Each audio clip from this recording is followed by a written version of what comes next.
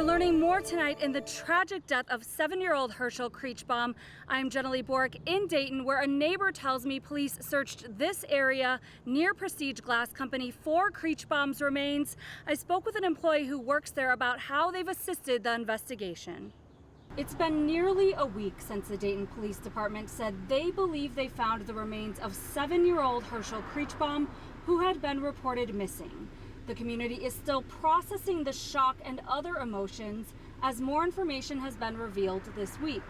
I spoke to one neighbor who wanted to remain anonymous, and she told me about her interactions with Michael Kendrick, Creachbaum's mother's boyfriend, who's been charged in connection to the 7-year-old's death.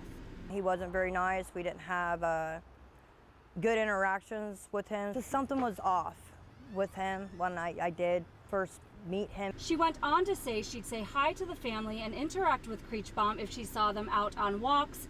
She got emotional reflecting on those times. It makes me sick to my stomach that they could hurt that baby like that and then throw him away like he was nothing.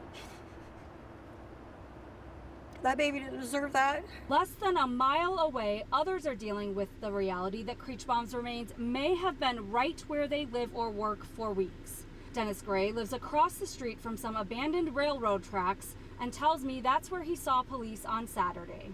There was a very large contingent of police officers in marked and unmarked cars, and some of them were clearly detectives. It's a little stunning, I suppose, to have that happen so close. I think that the whole thing is so tragic, so everybody feels that. I mean, the loss of the boy has got to be the main thing.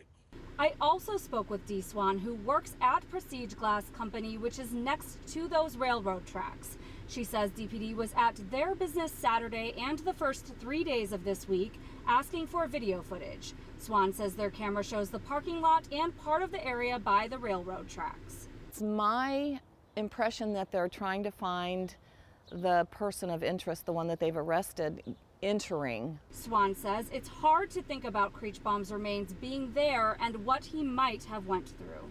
I just don't know how, as a human being, you can treat a person, a child that's in your care, as just trash. You know, it's just unfathomable to me.